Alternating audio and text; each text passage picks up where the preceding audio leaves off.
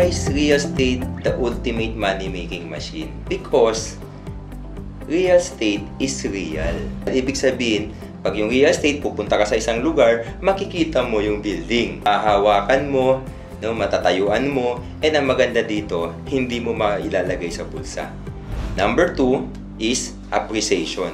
Historically, for the past hundreds of years, ang real estate value always goes up. Compared to our Asian neighbors, we're 100 to 200 times cheaper than Singapore, than Japan. There's so much space to go. Pataas pa lang tayo ng pataas. No? Galing tayo sa mababa, kung bumagsak man tayo, hanggang dito lang.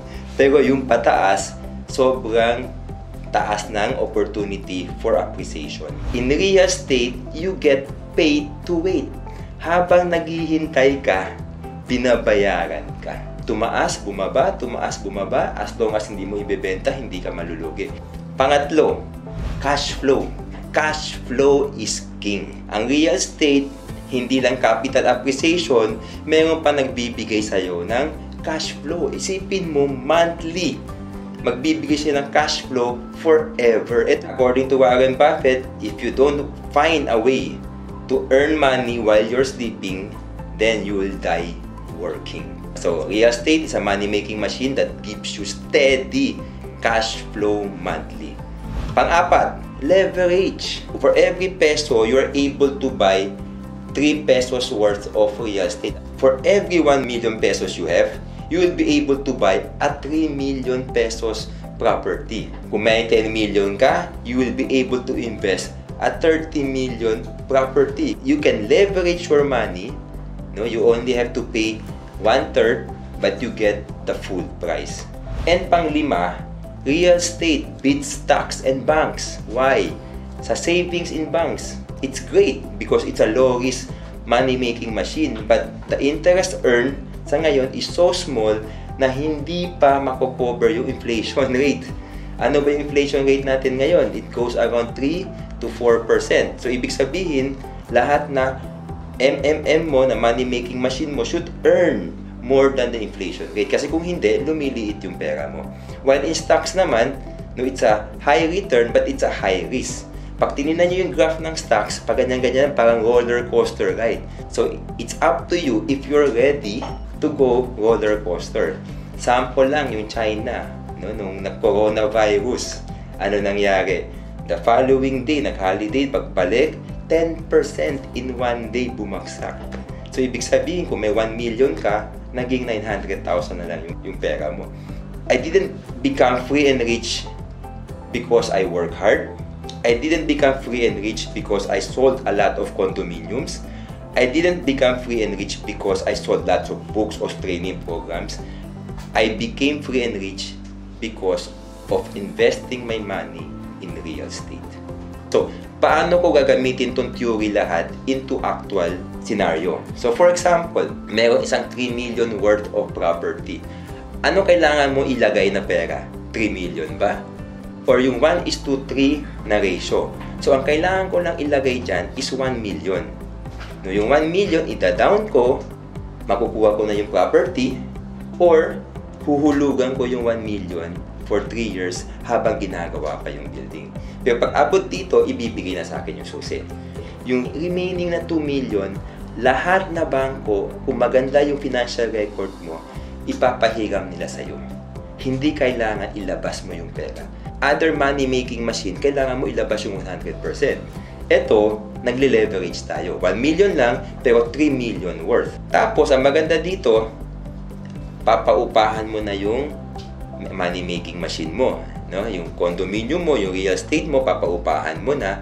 That earns, normally, ang rental yield ng isang property nasa 5 to 7%. Ito yung conservative. So, kung sinabi mo 7%, kumikita yan na monthly na mga around 300,000 yearly, so around 30,000 monthly. So, etong 30,000 mo ngayon, ito na yung panghulog mo sa amortization mo sa bangko. No? So, saan galing yung 300,000? Ko-compute mo lang. Based on the actual price times the rental yield, makukuha mo yung monthly income mo sa money-making machine mo. Ang pag-invest sa real estate, more or less, minimum po dito 10 years.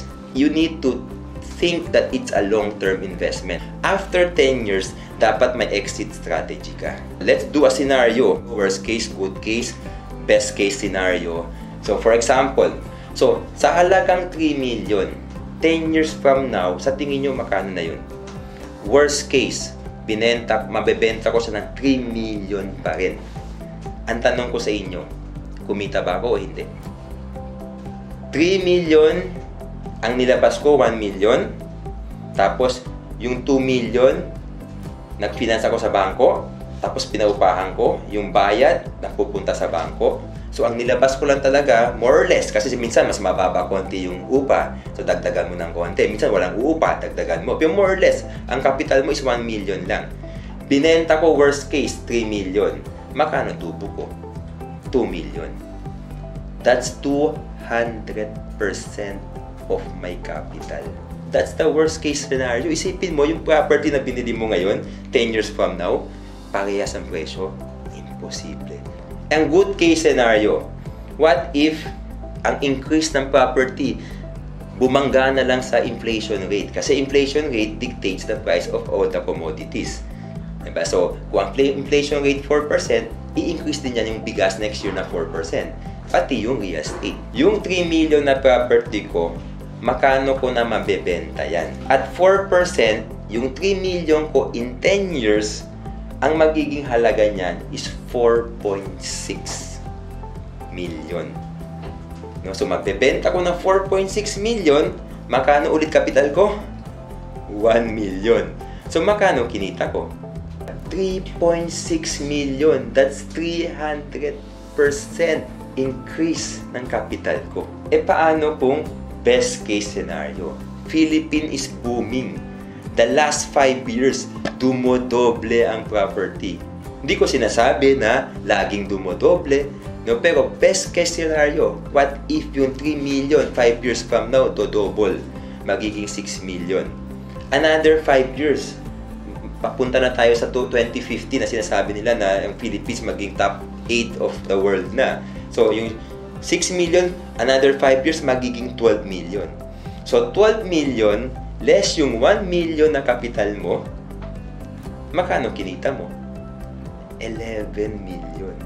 Ang ginawa mo lang is mag-invest ng 1 million, natulog, inayos yung bangko, pinaupa yung unit mo, then kumita ka na ng 11 million. That's the reason why lagi ko sinasabi, real estate is the real deal.